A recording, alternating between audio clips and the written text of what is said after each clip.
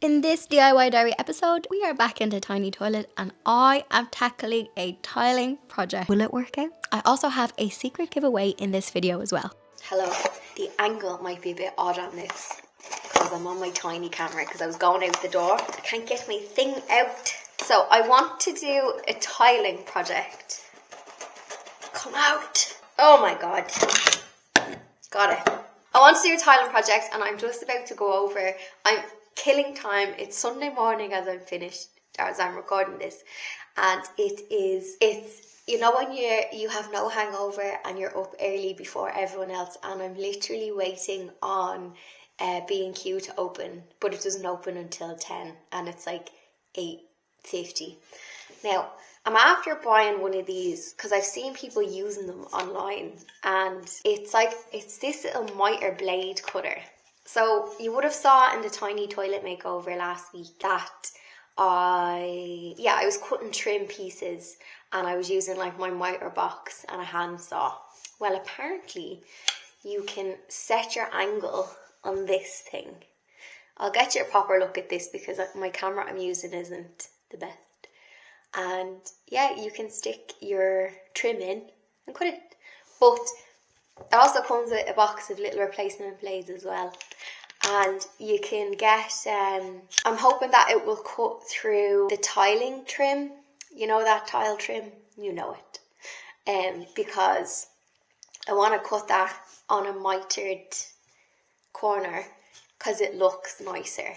And when I have it in my bathroom upstairs, the tile edge is cut at a miter and it just looks more polished. So I got this just to give me a hand. Don't know if it's any good. Now a little Amazon buy, because I did look to see, so you can twist the thing. Be careful I don't chop my hand off. So yeah, you twist the thing to get your angle and then chop, and then it cuts it at that angle. So I did have a look online to see if I could get this in one of the hardware shops, but I actually didn't come across it. I don't know what I searched. I think I just searched miter hand cutter. So yeah, it comes with little blades, which is handy. There's loads in there actually. So yeah, that was after coming. I got a knock on the door on a Sunday morning as well. I think because it's kind of Christmas time. It's just the end of December when I'm finishing this video, that the poor Amazon man is going about his business. So yeah, I'll let you know when I'm doing the tiling thing if this is any good. And I am just killing time until B&Q opens. Even the coffee shop next to it doesn't open until 10. But I actually think what I'm going to do is I think I'll go over, and even if I'm a few minutes early, whenever I have like time to kill like that, where I'm waiting on something to open, or I like reply to all the like YouTube comments on videos. So I think I'll do a bit of that in the car while I'm waiting. But I want to go out early to avoid, you know, the sale weekend shoppers, you know. So let's go.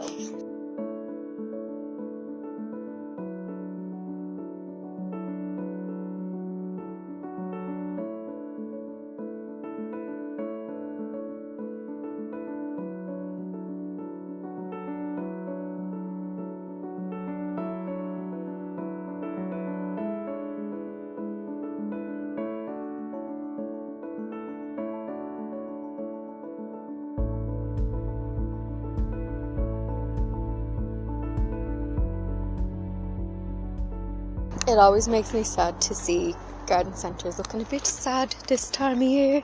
This poor tree is off. Oh, actually, it's a bit heavy. Oh, I'm trying to rescue it. Now, potted Christmas trees, half price. Now it says they're potted, they're not pot grown. So I was tempted, but it says potted tree. Oh, here's a robin. Look, can you see that little robin? Oh, how cute. Good morning. I hope my camera can pick up the robin. 45. You know what? The one I got from that Christmas tree farm was much better value and it was pot grown. But anyway, decor garden centre is looking very bare. I just thought I'd pop out for a little look. This has randomly caught my eye. I think it's just because it's the only thing that had like a bit of colour. Carpa? Saying that wrong. Bodanef. No, I'm not even going to try and pronounce it. But it has like little, it looked like flowers from a distance, but it's like little berries. Very cute. I've also just found some dead plants. Now, perennials, they are fair game. There's loads of dead astilbes. Now, I kill astilbes. So, hang on. Get my camera back. I kill them anyway, but €3 for an astilbe is amazing. They will come back. There is some sedums there. Primroses, €4. They're like coming into season. Deadhead them, they'd be grand. What else is in the dead section? Lots of cyclamen, ivy. Yeah, €2 for a few primroses. Tempted by the primroses. Like, they're all going to be in the shop in a month's time, full whack. Just take off the dead leaves and deadhead them and they'll come back. What else is there? Is that a catmint? Ooh, salvia. €2 for a salvia. Yeah, hang on, I'll zoom out. Okay, so I'm here for tiles, not plants, but that salvia doesn't look dead to me. And for €2, €3. Okay, sure, listen. I'll get 2 of them. Or should I get 3? It's always good to buy an even or an odd number. My main reason for being in B&Q is to pick up the tiles that I want to use in the tiny toilet that I was doing last week. I want to tile a little section. The tiles that I want to use are the Vernice tiles and they're €36 for a box.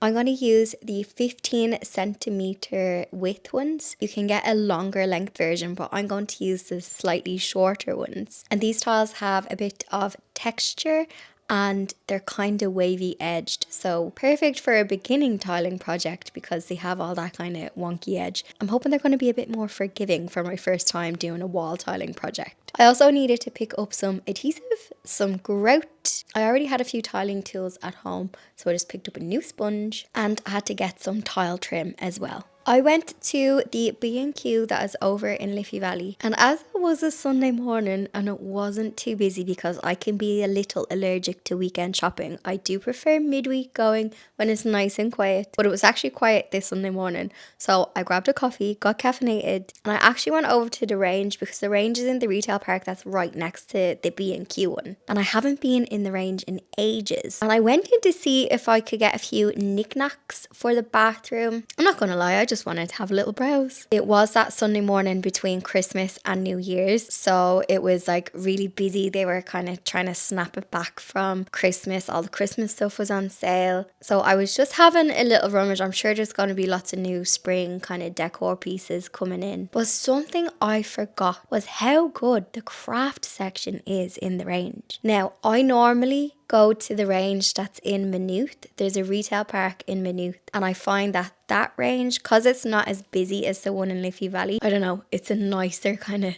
shopping experience. I find the one in Liffey Valley can be quite busy and sometimes things can be sold out much quicker, but both of those have an amazing craft section. But something I've noticed is there was loads of good craft sets. I noticed there was these like DIY little dollhouse kits. There was a resin kit, which I thought was good value. I think it was €30, €36. And there was all these like mini craft kits. Now, I didn't pick up any for my niece and nephew. I just kind of made a mental note. I think that some of those little craft projects could be fun next time my niece and nephew are over for a sleepover. Keep them entertained. There was like a DIY bug hotel, mini sewing hedgehogs. And yeah, I was very impressed with the craft section because I feel like a lot of the craft shops have kind of closed down since the pandemic. There used to be a really good one near where I lived and that closed down, so it's nice when I can find, you know, I know there is Art and Hobby as well, but they're quite small and kind of expensive. So yeah, if you are like me and you are struggling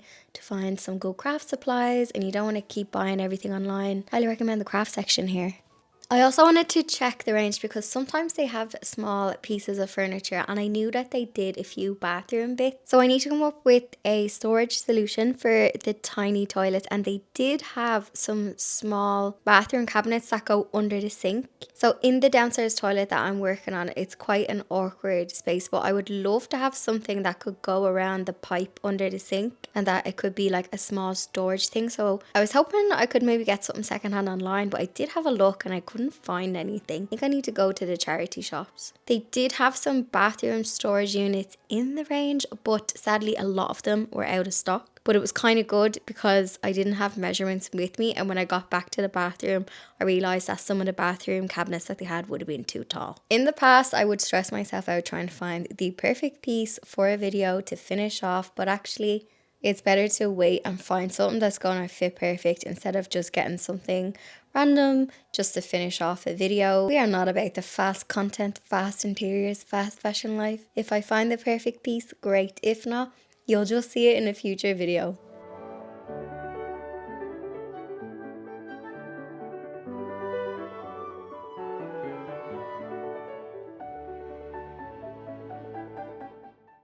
Good morning, good morning. We are going around to tile the little tiny section. Now, I purchased something and I only remembered it when you guys commented saying about getting a wet tile saw. I bought one, I think 2 years ago, and it's been in my stash. So, first of all, bear with me. You know what else I bought? A wood burning tool set from the middle aisle in probably, I think Parkside is Lidl, isn't it? Or is it Aldi? I think it's Lidl. That looks fun to use. Now that has been sitting there for probably another year as well. Hands up who buys things in middle aisle and then it sits in the stash. Okay, there's loads of stuff on top of this. Earphones. I'm going to need these. Oh, what is that? Oh, there's like hot glue on my little safety things. I need to get my safety goggles as well. A safety shield for trying to cut tile. So I bought this Torque Master Power Compact Tile Cutter. Cuts any size wall and floor tile. And the brand is Vitrex. Hang on now and I'll give you a look. Can you see? Apologies about the bad camera work today. I bought this. It's still in the wrapper. I don't think this was too expensive. I think it might have been like 50 quid or something. I have seen these in B&Q, but I think this was a little Amazon find. Includes new high torque geared motor. Love a bit of torque. And it says it can cut ceramic, porcelain, slate, stone, marble, travertine, granite, quarry, terracotta, limestone. And then it says all the little cuts you can do. Profile, pipe, inset. Today I am just going to have to do straight cuts. Let's keep this nice and simple, ladies and gentlemen. So I'm going to bring this with me. Need my safety goggles. Isn't that right, Miss Bug? Oh, she's trying to get in the tool. I know what she's trying to do. You're trying to jump up, aren't you? Yes, you are. Have you got a little pour for the microphone? No, she has no purr for you today. Safety goggles. Right, the tiles and stuff are in my car because I bought them yesterday. I have the tile, the grout, the adhesive. Oh, I need this. I bought a new sponge because that was my wallpaper sponge. And I have some of these tile spacers from an old project. We'll bring them too. I have this, a sponge, grout, adhesive, and the trim. Javon has a blade in her house because I want to take the old yicky, that's not the word, yucky and yicky. Anyway, I have to take, I'm procrastinating. My regular viewers know exactly what I'm doing right now. I am procrastinating. I'm going to remove the icky old bathroom silicone, and I have silicone around there and I have a blade around there. That's the one annoying thing when I drive a Volkswagen Beetle, so when I'm trying to put all these tools into the car, I have bags of tools here from last week doing the paneling, and your girl just needs a van. I need a van. Anyway, let's go. This is the area in the bathroom that I want to stick up some tiles. I want to make a tiled backsplash just around the sink area because it just kind of makes sense. It's going to be nice and wipeable as this area gets a lot of splashes from when people are washing their hands. If you saw the last video, I have been doing a bit of a makeover in this tiny understairs toilet. And this mini bathroom, it just has a toilet and a sink. It's one of those just small understairs. Some people have storage and things here. So there was enough room to have a toilet, a downstairs extra toilet. So in the last video, I did some paneling and some wallpaper. We're having a bit of fun in this room. I was also saying in some of the December videos that I really want to tile a backsplash. That is my mission for 2025. And I'm not going to jump in straight away with a big project. Let's do something a bit smaller. So I'm going to prep the area. I'm going to remove all of the old silicone. And I'm also going to wipe down the wall and sand any kind of lumps and bumps. So if there's any old bits of paint or anything, I am going to sand it so that the wall is nice and smooth, ready to be tiled on. I was thinking if the wall had any bumps or lumps, then obviously that will transfer through to when I stick the tiles on. I want all of my tiles to be nice and level. So spending some time for a good prep before I even think of sticking tiles onto the wall was key. I also then had to play around with the positioning of the tiles. So we could have done them straight up, which is quite modern, quite sleek, quite fancy. Or we could do a kind of brick effect. And as this is not my bathroom, I consulted Siobhan. For anybody who's new, that is my niece and nephew's granny. And this is her toilet. And she said basically go with whatever pattern is easiest for you to do. But I got the vibe that she did prefer doing it a brick effect way, so I decided to do that. It's also going to be a little bit more challenging than just sticking them up straight. I have to make sure that I cut them relatively the same. And I have to cut more pieces, so it's going to be a good one to practice cutting tiles on. Now, you are about to witness me using that wet tile saw for the first time. I think one of the reasons why I have not done a tiling project in a while is it can be quite intimidating cutting tiles because it's really, really noisy. And I'm also afraid that the tiles are going to flip off. Like, it's one thing getting a splinter, but we do not want ceramic stuck in our fingers. So I think that was kind of putting me off. However, we get confident from the doing, not the thinking about it, from the actual doing. And I have to say, I had so much fun with this tile cutter. So I'm just doing straight cuts today, so that makes my life a little bit easier. So I'm just measuring, marking, lining it up on the tool so it's nice and straight, and then pushing it through the blade. Now straight off the bat, my first couple of cuts, they were straight, but there was like little bits at the end. But actually, when I'm looking back at this footage,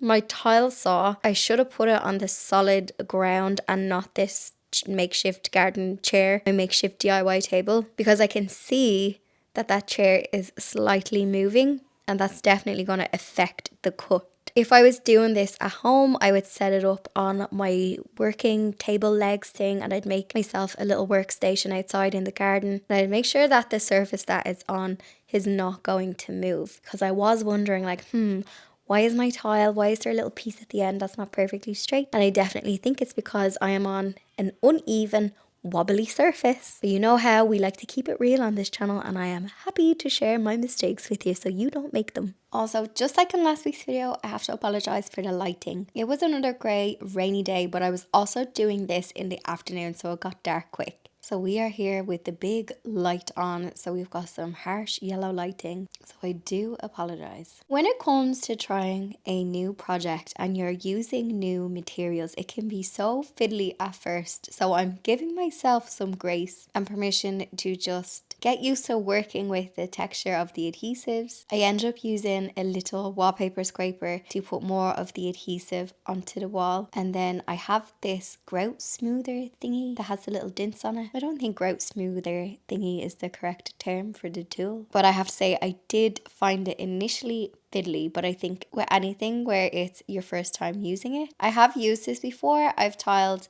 a table and a step, but I haven't used it to tile something on the wall. I'm starting at the bottom because a wise person told me to always start at the bottom, because if you start at the top, they will slide down and they could fall off. Gravity. So I'm starting at the bottom, but I actually cut and measured all of the pieces first, for the left hand side anyway, because I didn't know how quick the adhesive would set, and I am using a tub of a ready mix. Obviously it's going to be more cost effective if you're doing a larger area to kind of mix it up yourself, but because this is a small project and I want this to be as easy as possible, I am using some ready mix adhesive. Because I've been doing a lot of woodworking projects in 2024, so I did loads of paneling projects and I have a bit of experience from measuring the wood. I also have experience from sewing as well, and I love how all of the skills cross over with each other. And what I mean by that is when it comes to measuring, obviously you have to be quite precise when you're cutting wood, same when you are working with fabric, and we're applying the same principles to measuring, marking, getting it straight, but the material has just changed. So instead of cutting fabric or cutting wood, we are cutting tile and we're just using a different tool. So I think sometimes it can be really daunting or overwhelming, but I am sure you have the skill already from another craft that you have that you could apply to this. And I find breaking it down like that in my head makes it more, I don't know, achievable, or it motivates me. And also, massive thank you. When I was saying in, I think it was one of the videos in December, I was saying about my displease for the peel and stick tiles and how I really want to tile a backsplash. I would love to do the one that's in Siobhan's kitchen because she has done some temporary budget measures with the tiles. She has painted them, they have some peel and stick on them now, and I really want to tile the backsplash for her. And when I had mentioned that, there was so many helpful tips in the comment section for tiling, and also just people saying, you go girl queen, you got this, go and tile. So thank you for that, because sometimes we just need a little confidence boost. If you need a confidence boost, just say hello in the comment section. We have a team of queens in this community who will give you advice and boost you at the same time. So thank you for always interacting weekly on the videos. And if you are new, please do say hello in the comment section and don't forget to subscribe. I'd love to know if you have recently done any tiling, or is it on your to-do list, your bucket DIY list. Also, if you have any tiling tips that you want to share, if you are a tiling pro, please do share them in the comment section, because they are so helpful for people when they're scrolling through and reading the comments.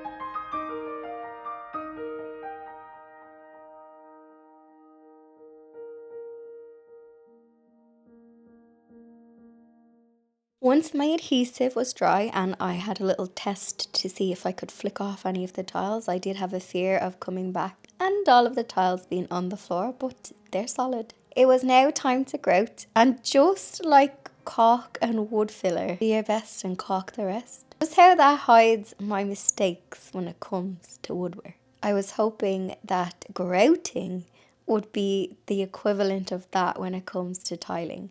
Also, my camera battery died, so I didn't have a tripod thing to stick my phone on it, so apologies for going rogue with the grouting. Again, the grout was another fiddly one that I had to give myself a bit of time to get used to using it and smushing it in, kind of like icing a cake. The best way I can describe what I did with grout was I smushed it into the gaps, then I smoothed it out. So these tiles, they're not too deep. I think they're 8mm in depth. And then once I had all of the lines filled with grout, I got a damp sponge and I wiped off the excess, as much excess as I could, without taking the grout out of the little lines. And I wiped it at a diagonal. I then let the grout dry, and I had to top up one or two areas because I don't know if I trapped in air under the grout and there was like a bubble. So I went over them areas, wiped off the excess, and then I came back another day and I polished up the tiles. So if there was any bits